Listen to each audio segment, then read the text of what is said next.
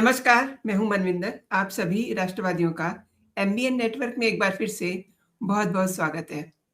बीच चुनाव supreme court ने एक बड़ा आदेश पारित किया है। कोर्ट ने कहा है कि अब तक गिरफ्तार किए गए आरोपियों की कस्टडी तुरंत एनआईए को सौंपी जाए। कौन है ये लोग? जो मालदा में जिन लोगों ने हिंसा की।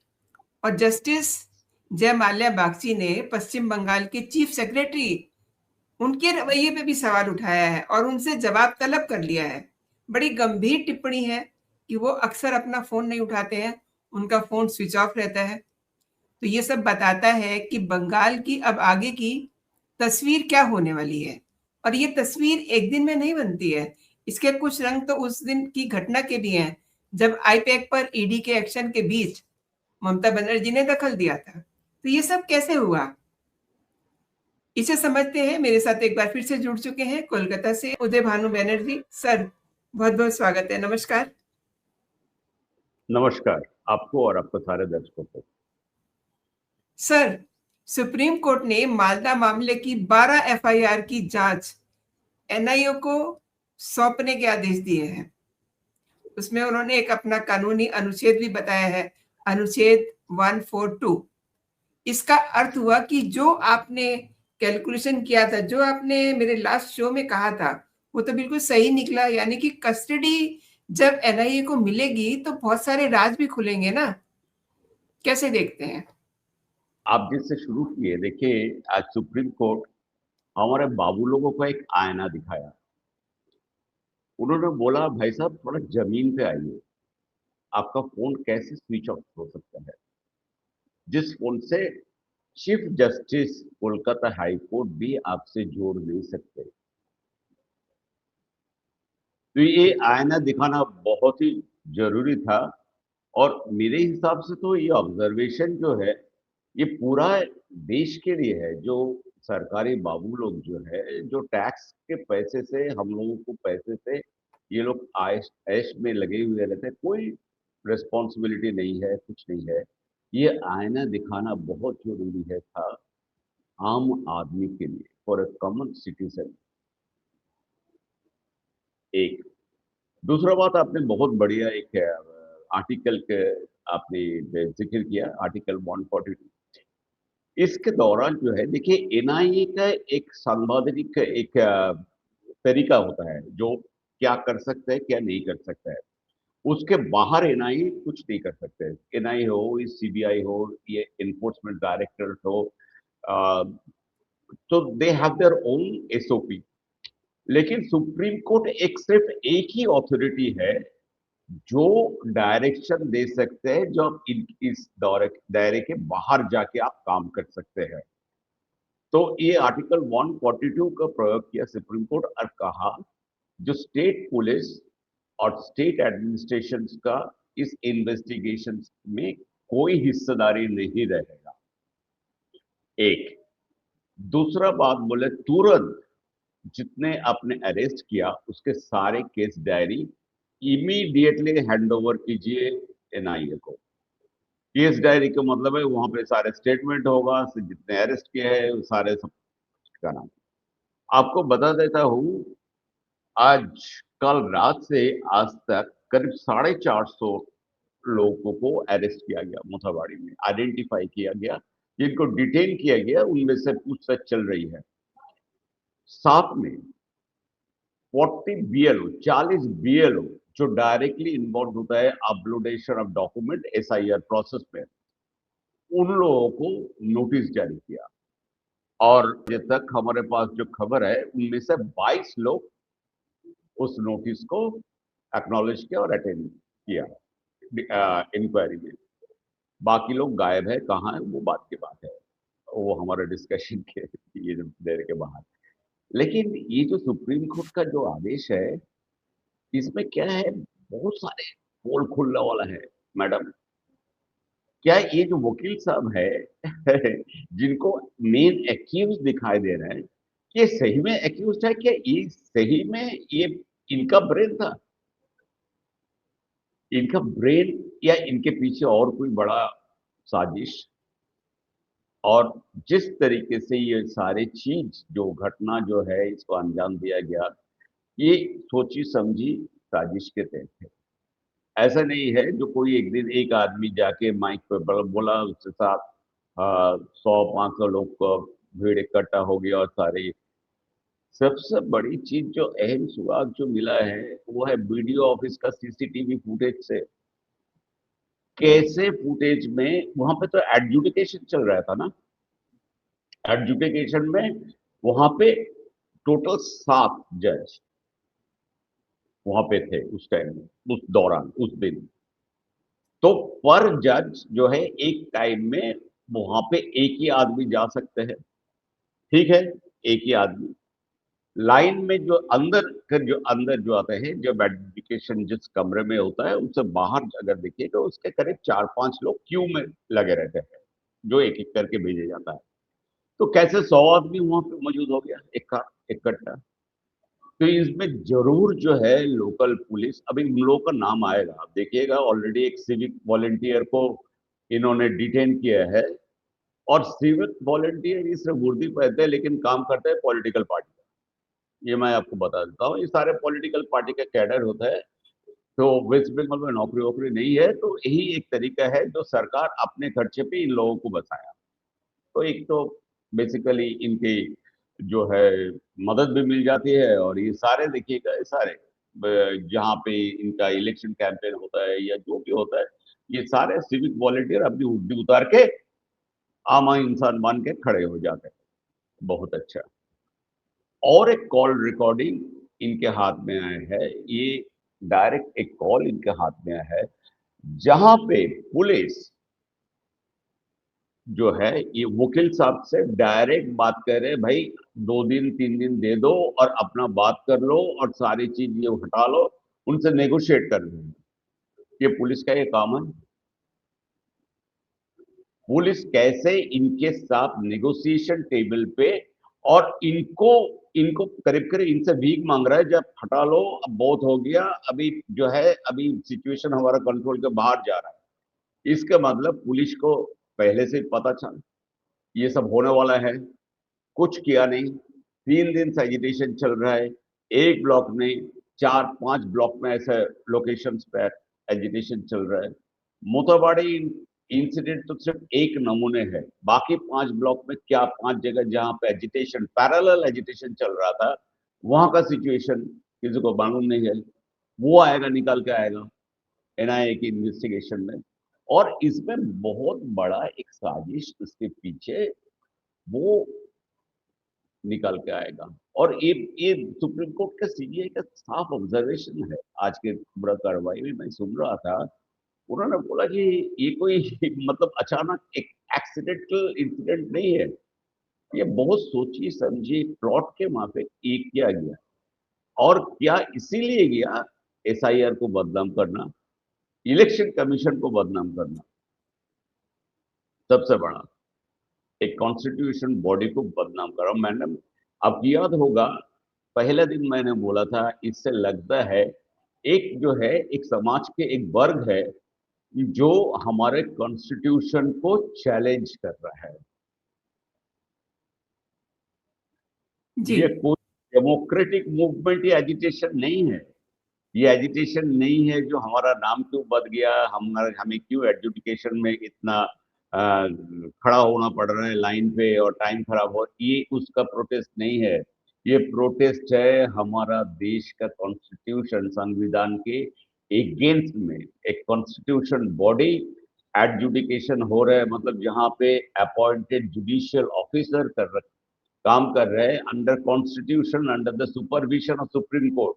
ये सुप्रीम कोर्ट को भी चैलेंज करने के लिए तैयार हो गया। ये तत्व कौन हो सकता है बताइए? और भी कुछ भी हो, हमारे हिसाब से तो ये कभी हमारा देश के नहीं हो सकता है, कभी राष्ट्र नेशनलिस्ट तो हो ही नहीं सकता। सर, एक चीज और है, जस्टिस जय माल्या बागची ने पश्चिम बंगाल के चीफ सेक्रेटरी के रवैये पर बहुत बड़ा सवाल उठाया है, बहुत बड़ा बिल्कुल। सवाल उठाया है और टिप्पणी की है कि उनका फोन अक्सर स्विच ऑफ रहता है। तो यहाँ तक कि अगर कलकत्ता हाई कोर्ट के चीफ जस्टिस भी उनसे संपर्क करना चाहे तो वो कर नहीं पाते हैं। और सीजीआई ने ये कहा है कि नौकरशाही के इस बेहद अड़ियल रवैये का सामना दूसरे स्टेट भी कर रहे हैं। तो ये तो सीधे-सीधे आपको नहीं लगता कि ममता दीदी पर सवाल उठा दिया है? हाँ, बिल्कुल। नहीं देखिए, यहाँ पे तो बहुत बढ़िया चीज़ दीदी का स्ट्रैटेजी काम के दीदी तो बोल रहे हैं सारे सब कुछ हो रहा है इलेक्शन कमीशन के चलते। क्योंकि हमारा जो चीफ सेक्रेटरी था उनको तो आपने ट्रांसफर करवा दिया। हमारा डीजीपी जो था उनको तो अब ट्रांसफर कर दिया। तो नेचुरली अभी तो ये तो अपॉइंटेड है इलेक्शन कमीशन, तो सारे रिस्पॉन्सिबिलिटी तो इनके ऊपर ही आता है। तो उन्होंने तो ये सब झाड़ दिया एज यूजुअल। रिस्पॉन्सिबिलिटी उन्होंने कभी लिया नहीं, किसी के साथ दिया नहीं। जब भी ये हर एक चीज में ये हर एक को मालूम है उनका जो पॉलिटिकल इंटायर जर्नी अगर आप देखिएगा तो ऐसे ही उनका रवैया है, यही उनका राजनीति है। खैर कोई बात नहीं, ये अपना अपना आइडियोलॉजी है, अपना अपना तरीका होता है सबका काम करने का। लेकिन जयमल बागची ने आईना दिखा दिया इन लोगों को, जो आपको यहाँ पे काम करने है कि नहीं करना है। और यही चीज कल के पॉडकास्ट में मैंने बताया था। सुप्रीम कोर्ट जब इलेक्शन कमीशन को ये दिया था, डायरेक्शन दिया था, अब चुन लीजिए सीबीआई एनआईए जिससे आप अच्छे लगता है, आपको सही लगता है उससे आप इन्वेस्टिगेशन तुरंत। इलेक्शन कमीशन एक बहुत बड़ा कॉन्फिडेंशियल मीटिंग किए थे विद ऑल डीएम्स एडीएम्स और सारे, आपको कल बताया था। उनमें जी। से सीधा इन्होंने सवाल पूछा, अपराइट बिल्कुल ब्लंट सवाल पूछा कलकत्ता पुलिस कमिश्नर को, जो कैसे अब 1.5 महीने से इलेक्शन कमीशन के ऑफिस में कौन सा डेमोक्रेटिक एजिटेशन चल रहा है अगेंस्ट एसआईआर, और 1.5 महीने से आप कैसे अलाउ किया। मैडम उसके 2 घंटे के अंदर सारे एजिटेशन खत्म। सारे जो है वहां पे जो लोग भीड़ लगा के 1.5 महीने से एजिटेशन सब भाग गए। बल्कि 2-3 काउंसिलर के अगेंस्ट में नोटिस गया जब पुलिस स्टेशन में आके रिपोर्ट करो। एक तो बहुत बड़ा नेत्री मैडम के नाम पे भी पुलिस का एफआईआर हुआ, जो जो सबसे आगे थे, जो वो जूते या चप्पल किसी को फेंके थे कोई एक अपोजिशन पार्टी का एक लीडर के ऊपर, उनका भी नाम पे नाम आ गया। तो कैसा हो गया बताइए 2 घंटे में। तो हम हमेशा बोलते हैं जो सिस्टम जब खराब होते हैं ना, वो सिस्टम के अंदर जो लोग बैठे हैं वही पूरा दिमक जैसे काम करते हैं। अभी इन आपने लोगों का सही इन लोगों का सबसे बड़ा जो है पीड़ा किस चीज को लेकर के है? पीड़ा है जो एक पॉलिटिकल पार्टी पिछले 3-4 महीने से एक नैरेटिव खड़ा किया, जो एसआईआर हम होने नहीं देंगे, एसआईआर हम रोक देंगे। उसके बाद एसआईआर हुआ, लोगों ने कागज दिखाया, फिर इन्होंने क्या किया, इसको उल्टा सीधा करने के लिए जो बीएलओ है इनके ही पार्टी कैडर, वो उल्टा सीधा डॉक्यूमेंट अपलोड किया। तो कहां से आपको सिस्टम में ये फिट होगा बताइए। जो गाइडलाइन सुप्रीम कोर्ट का था 14 डॉक्यूमेंट्स, उसके अलावा और कोई चीज की जरूरत नहीं हो। डॉक्यूमेंट है, दिखाइए, चले जाइए। 2 मिनट का था, मैंने भी कराया। और फॉर्म ऐसा कोई रॉकेट साइंस नहीं था एग्जैक्टली। लिंक करने के लिए, कोई ऐसा कुछ नहीं था। उसमें तो सारे डिटेल्स है, आपका करंट वोटर आईडी है, आपका कौन पिछले जो बूथ नंबर है, आपका फादर का है या मदर का है, सारे डिटेल्स है, एवरीथिंग इज देयर। तो हमारा और हमारे वाइफ का तो it took only 10 minutes to complete the formality, हम आ गए, कोई प्रॉब्लम नहीं हुआ। और 6-6.5 करोड़ वोटर जो है वेस्ट बंगाल में, अब देखिएगा करीब 4.5-5 करोड़ का कोई प्रॉब्लम हुआ नहीं। अब भाई जो जो लोग मर गए हैं, जो लोग वहां पे एड्रेस छोड़ के भाग चले गए, कोई नौकरी पे चले गए, कोई बाहर चले गए, कोई दूसरा प्रदेश में चला गया, जिनको ढूंढने से भी नहीं मिला, 3 बार गए बीएलओ, उसके बाद भी उनको, तो ऑटोमेटिकली भाई वोट हुआ। अब क्या चाहते हैं, ऐसा वोटर लिस्ट जिसमें सारे भूत और भुतड़ा सब इकट्ठा हो जाए, वैसा वोटर लिस्ट आप चाहते हैं। और देखिए सर, एनआईए को अब नए अपराधियों के खिलाफ एफआईआर करने का भी पूरा अधिकार दे दिया गया है। अब तो चुन-चुन के जो है सब लोग उठाए जाएँगे ना। बिल्कुल। मैंने आपको बताया ना टोटल जो है 12 एफआईआर हुआ है, उनमें से 3 जो है डायरेक्ट एफआईआर है मोथाबाड़ी का इंसिडेंट के ऊपर जो अटैक हुआ था और बाकी जो एफआईआर है 9 एफआईआर करीब जो बाकी जगह पे जो जहाँ-जहाँ पे ये ऐसा प्रॉब्लम हुआ, भीड़, मॉब ये सब इकट्ठा हुआ था, वो सारे अलग थे। इनमें से तो एक और भी बड़ा फैसला आया देखिए, जैसे सुप्रीम कोर्ट का ये आदेश आया, तुरंत कलकत्ता बार काउंसिल वो हमारा बहुत बड़ा वकील साहब जो है जिनको एक्यूज प्राइमरी एक्यूज करके पकड़े थे पुलिस उनको सस्पेंड किया बार काउंसिल से कनेक्शन देखिए अब सवाल उठ रहा है कि सही में यही मेन एक्यूज है कि ये एक मोहरा है क्योंकि जी। आप जानते हैं लॉ के अंदर विद इन द लॉ जो लोग लॉ पढ़ के आते हैं उनको पता है लॉ के अंदर क्या कहाँ से वो बच सकता है और कौन सा कवर ले सकते हैं वो तो हम अब जैसे आम आदमी समझते नहीं है बाकी जो कानून पढ़ के आए हैं उनको तो मालूम है कहाँ लूपहोल है जहां तक मेरे पास जो खबर है इनको मोहर के हिसाब से इस्तेमाल किया गया लेकिन इसके पीछे बहुत बड़ा प्लान है गेम प्लान है और कई दिनों से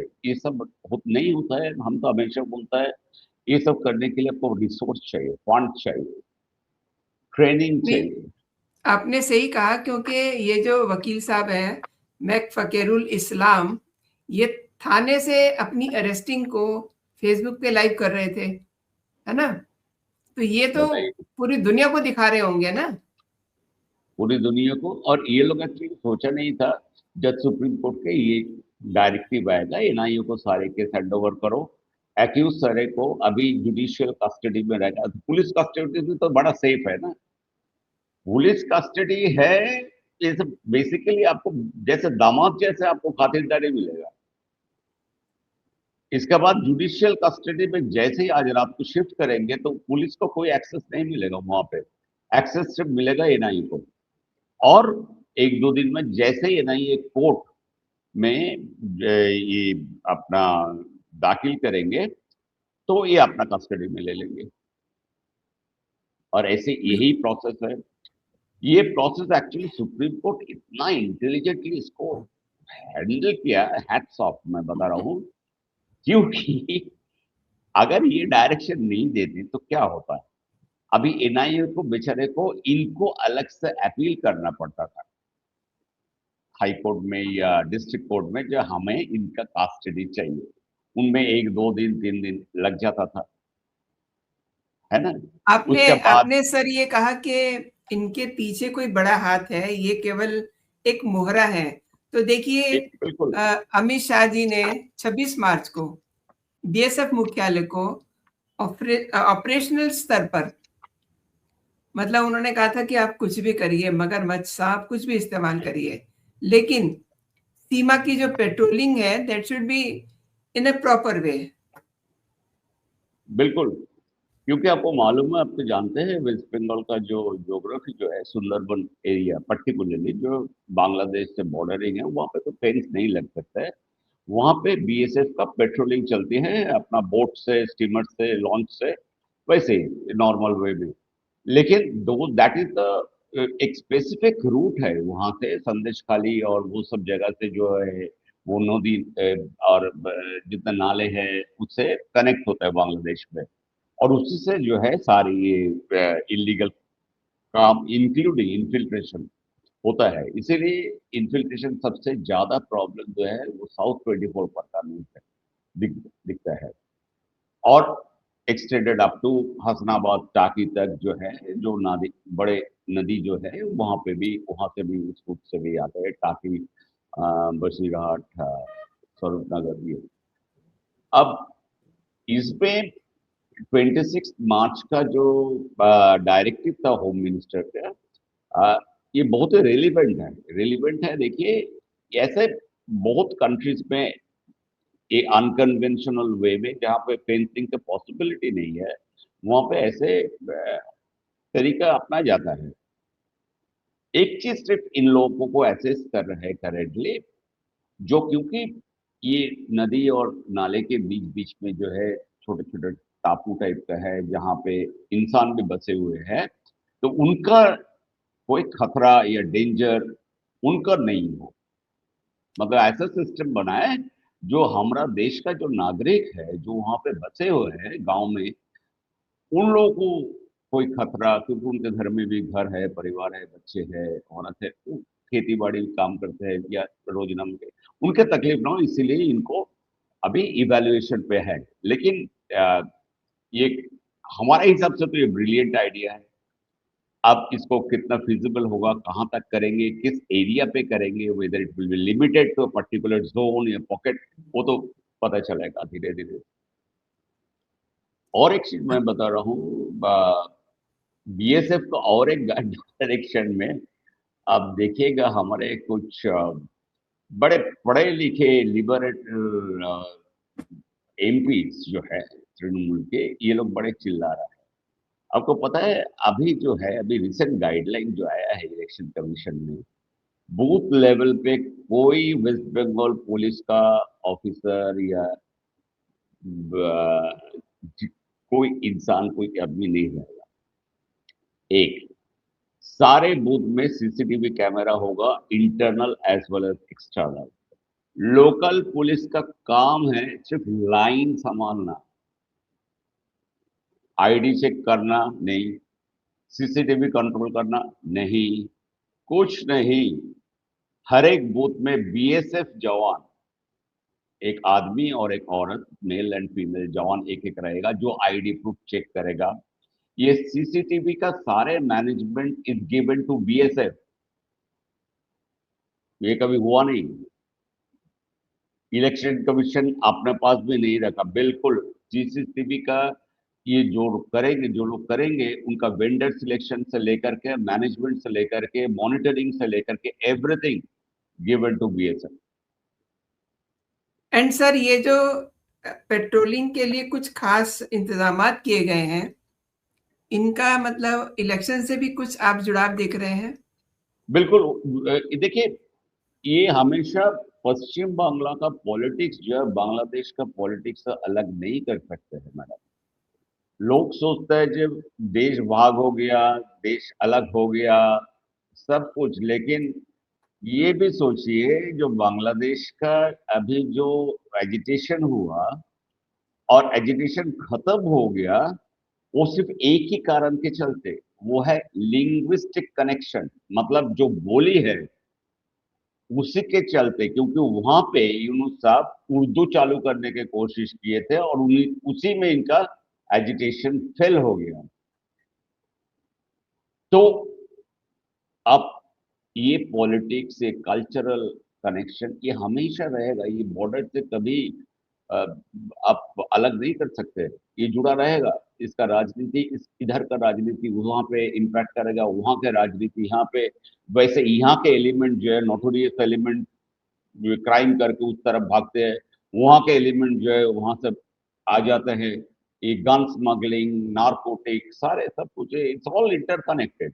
तो इसीलिए जो है, मैं हमेशा शुरू से जब बुकाबाड़ी का इंसिडेंट मेरे नज़र में आया, तो मुझे तभी मैंने पता किया अपना जो भी सोर्सेस है कि इसके पीछे बहुत बड़ा एक साजिश है और इसका ट्रेनिंग जो है 1 डेढ़ महीने से चल रहा था।